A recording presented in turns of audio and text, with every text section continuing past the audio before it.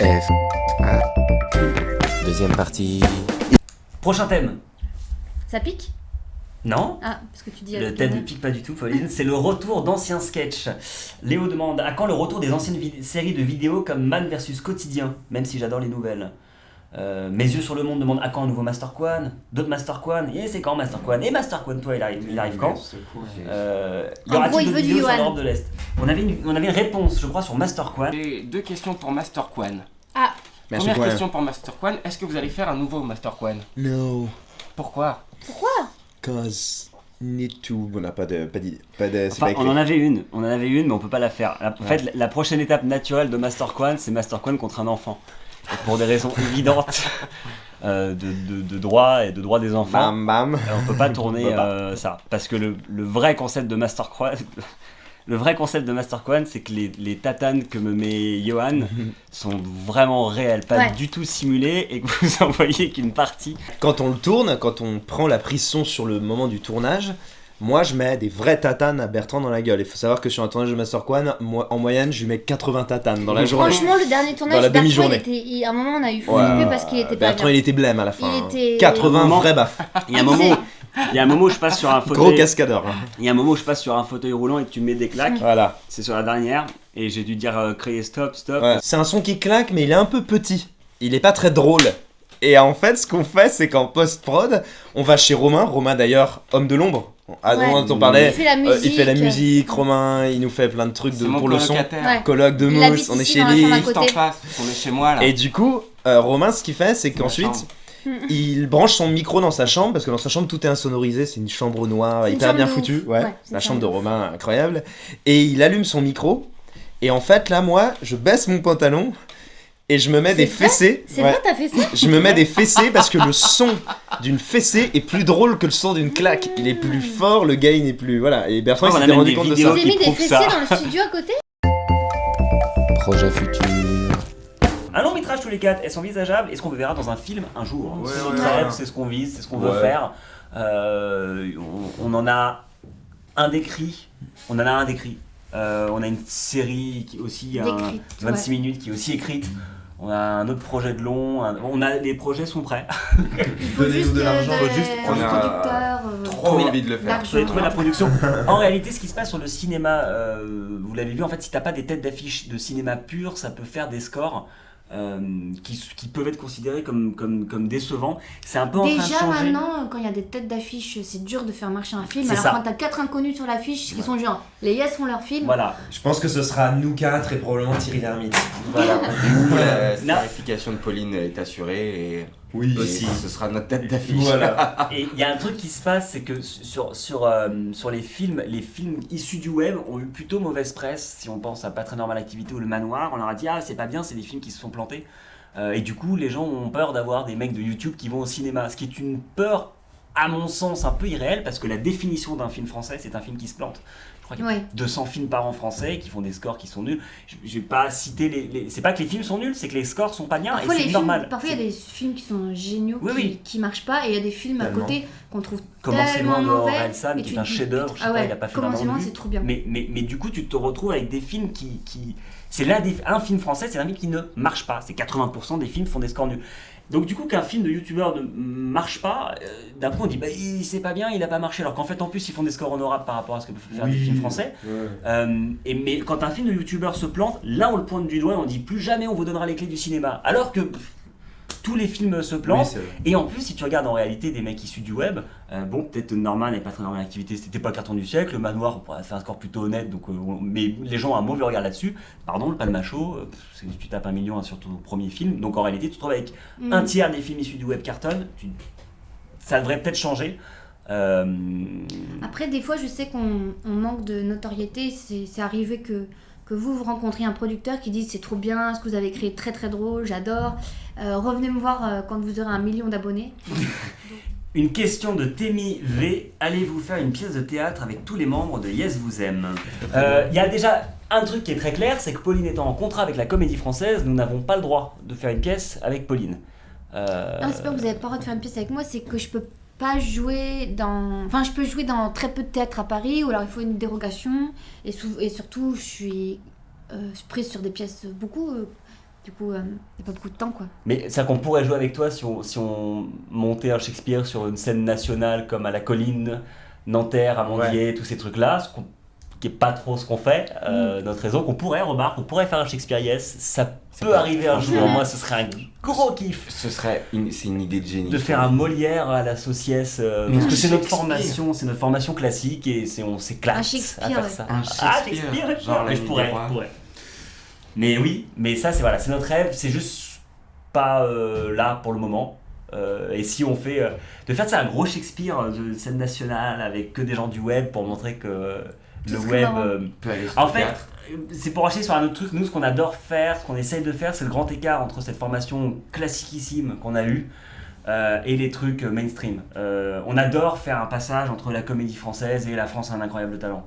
On adore faire des grands écarts entre, il y a Laurent Lafitte dans notre série Abonne-toi et Laurent Lafitte et Cyprien, avoir ces deux personnes au même endroit. Dans le même épisode. On adore réunir les trucs parce que moi je suis très consommateur, je suis très consommateur de YouTube, j'ai été super consommateur de télé, mais j'ai une formation classique. Et on est consommateur de théâtre aussi, on va On va souvent au beaucoup au théâtre, ouais. Déjà, on va se voir jouer tous les uns les autres. On peut aimer des auteurs chiants parfois ou des trucs comme ça. Et l'intéressant c'est où est-ce que ça se rencontre, parce que c'est pas de pas tomber dans l'élitisme de ça, parce que ça s'apprend en fait. Tout le monde peut aimer des auteurs chiants, il suffit de les apprendre et les lire. C'est comme l'art et tout ça, ou la peinture. Parce que moi je comprends rien à la peinture, je comprends rien à plein de trucs. Mais Mais voilà. comme j'étais formé au théâtre, je peux trouver des trucs de théâtre qui sont très très beaux et d'autres personnes vont me dire que c'est de la branlette.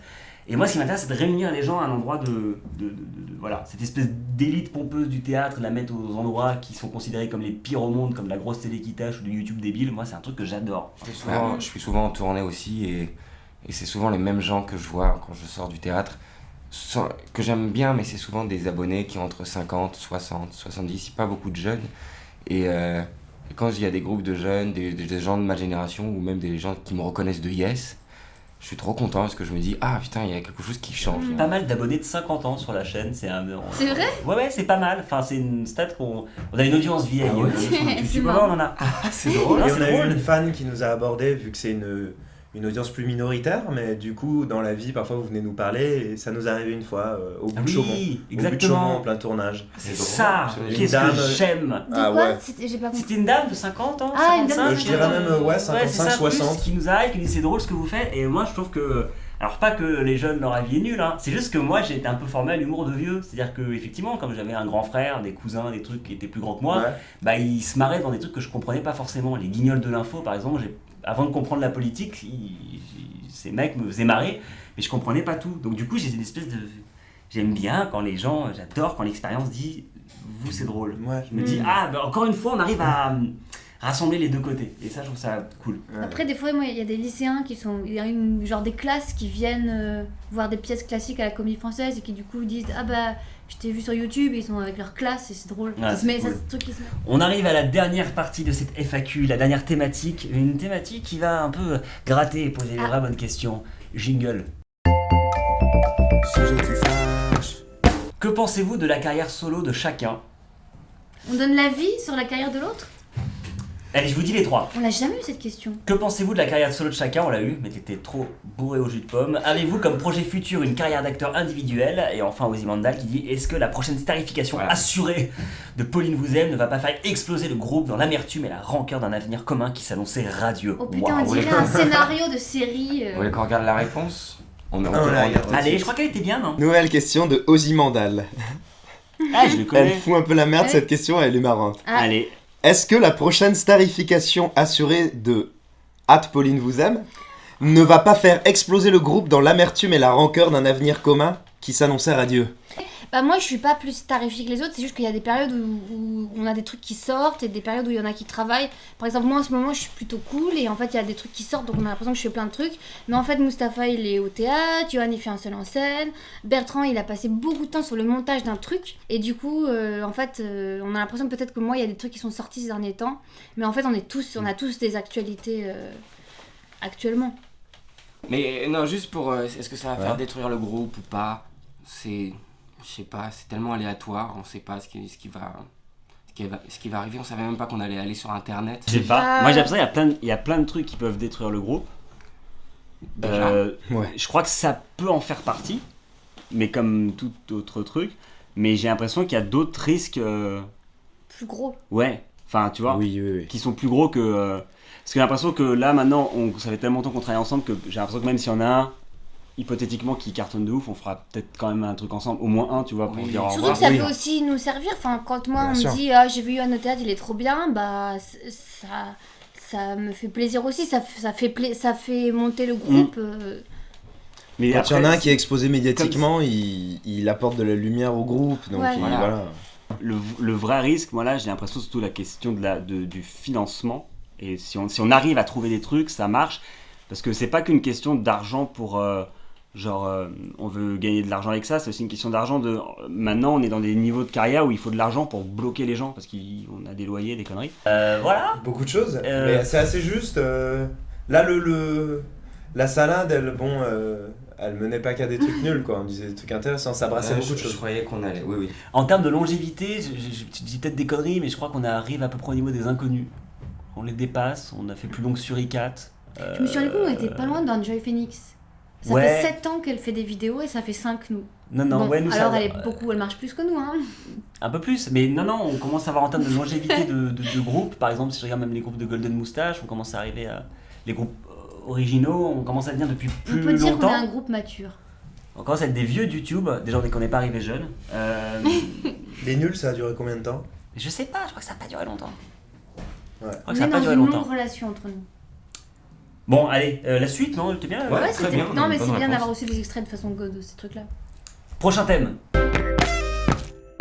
Y a-t-il une vidéo ou un sujet de vidéo que vous n'avez jamais pu traiter alors que vous le voudriez et pourquoi? Les transgenres, là, moi je me suis pris une petite volée sur Twitter de gens qui comprenaient pas, qui ont vu une blague transphobe. j'ai vu ça, j'ai pas compris non plus. Mais je respecte, qui trouvent ça transphobe, y a pas de problème, je trouve pas ça En transphobe. fait, moi, mais c'est c'est pas tous ces transphobe. sujets.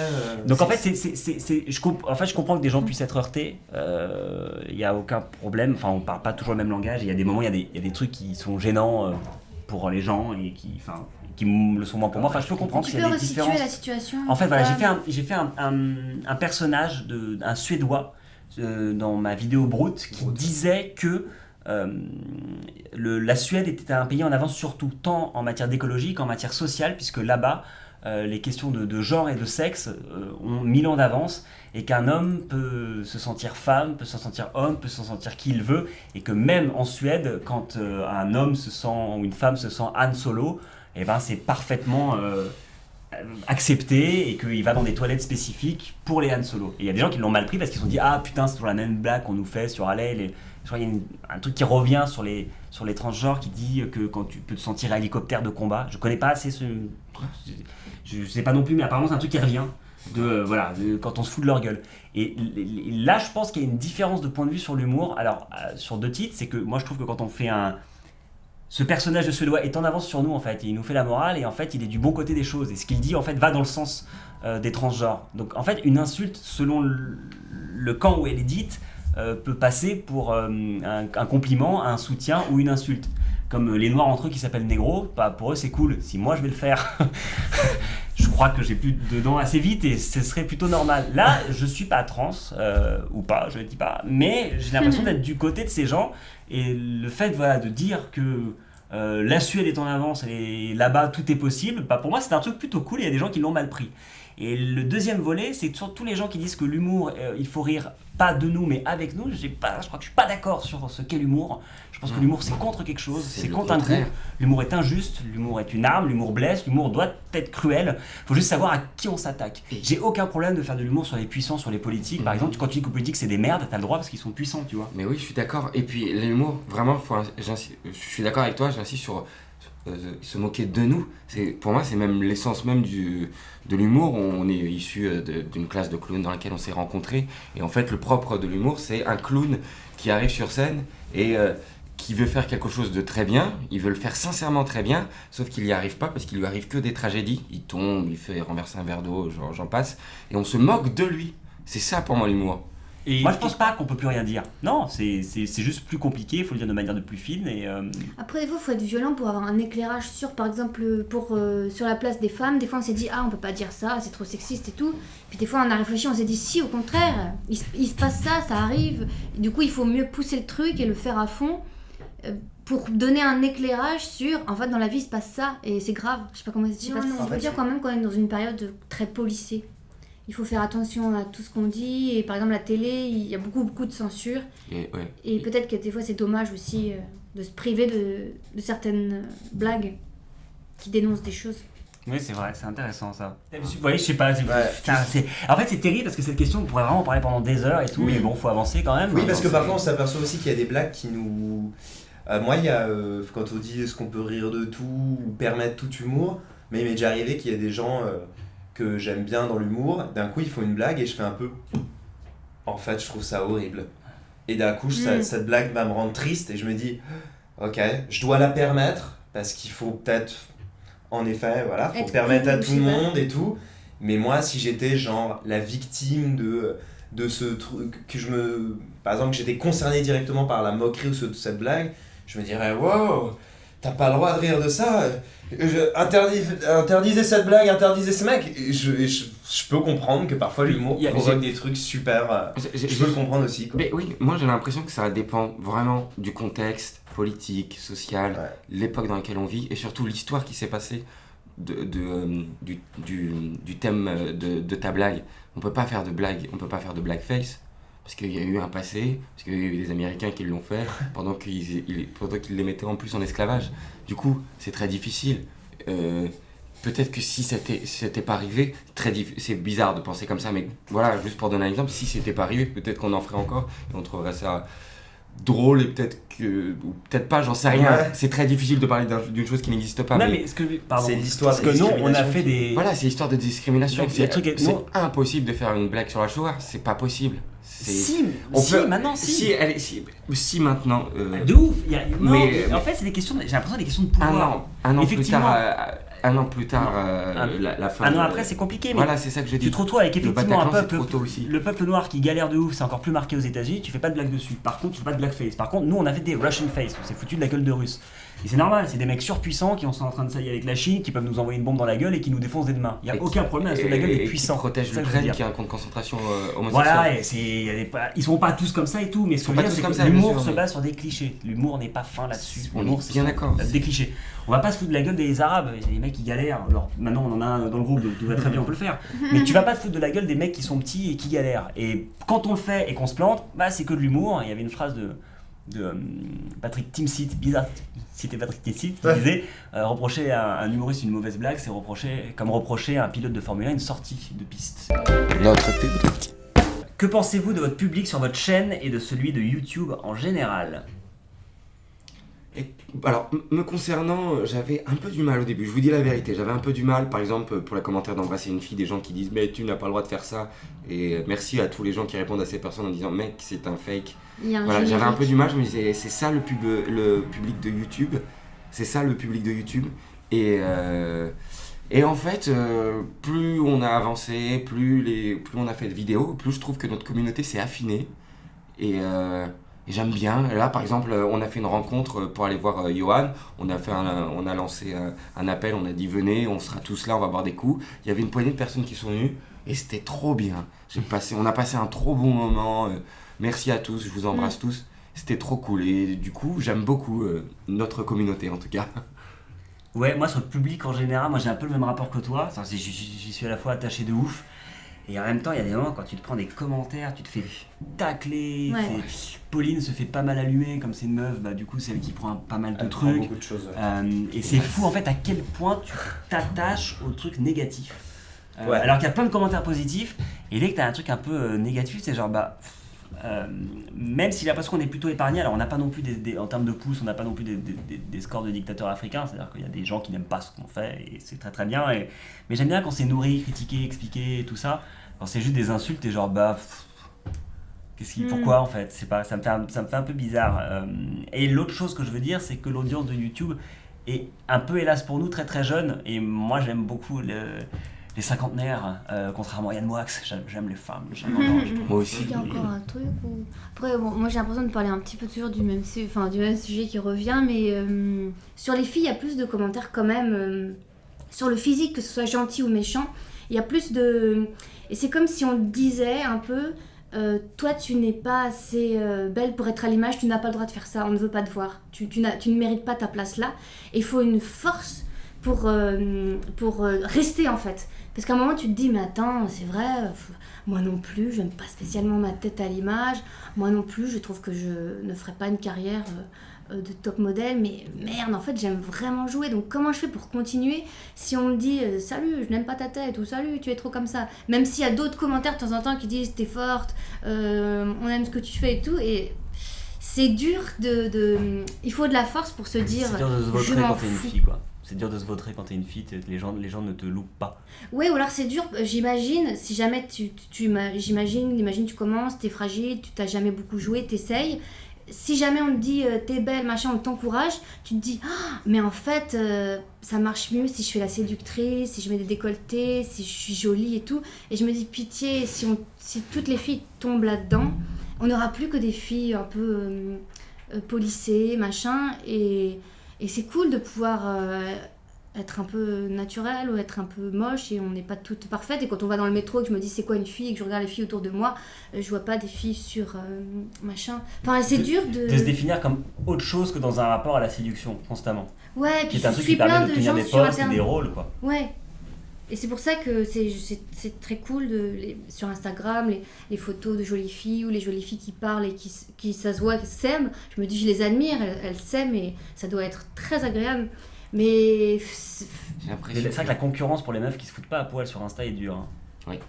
Et c'est pour ça quand on a parlé avec Roxane Brett des Parasites qui disait Jenny Letellier, c'est une putain de meuf sur YouTube, mais elle ressort jamais quand on Mais dit oui, c'est bizarre, ça. dis-nous le nom d'une youtubeuse. On dit d'autres youtubeuses, mais on pense jamais à elle. Et elle défonce, quoi. Elle est trop forte. Et elle a cassé ce code, mais elle est loin, quoi. Et tu peux On va finir avec une dernière question qui n'est pas sur les questions qui ont été posées, qui est tout simplement est-ce que vous avez un dernier mot à dire ou une dédicace à faire passer ou Alors. quelqu'un qui vous a aidé ou un truc à dire tout simplement. Je voulais juste remercier tous ceux qui nous encouragent et qui nous suivent. Voilà. On l'a déjà dit, mais je le redis. Je le redis, abonne-toi, sort en février. Et vraiment, cette série peut vraiment avoir un impact très fort sur l'avenir de tout ce qu'on fait. Donc défendez cette série si vous l'aimez. Vraiment, défendez-la, allez la voir et parlez-en à beaucoup de monde. C'est hyper important. Mustapha. Moi, je me joins à Johan pour dire ça. Regardez, abonne-toi et mettez des pouces bleus. On le dit jamais. Là, on l'a jamais autant dit qu'en 5 ans. Allez-y. Ça veut dire qu'il faut le faire. Il faut le faire pour de vrai. Et moi, juste un petit bisou personnel de la part de Yes. Je pense que tout le monde va se joindre à moi. Pour notre papa spirituel, je sais pas si... La lumière s'est éteinte, je m'en fous. Allez. Je sais pas s'il regardera cette vidéo. Je lui fais un gros bisou, j'espère vite le voir. C'est Ivo Mentens. Oui. Ouais, bisous Ivo. Gros Bisous bisous, Ivo mec. Mentens. Et on finit là-dessus en applaudissant. Merci de nous avoir regardés. Merci. Salut les gars. Merci. Bonjour, c'est Mustapha. Voilà, c'est la fin de cette FAQ. Merci beaucoup d'avoir regardé. Et peut-être à une prochaine fois. Enfin, je sais pas si je le referai, car en réalité, je sais pas. C'est pas la joie. Mais j'ai la santé. Et comme dit ma mère, si t'as la santé, c'est le principal. Voilà. Puis j'ai des petits problèmes d'impayés à cause d'un chéquier que je retrouve plus et qui doit être sous mon nez, mais je suis.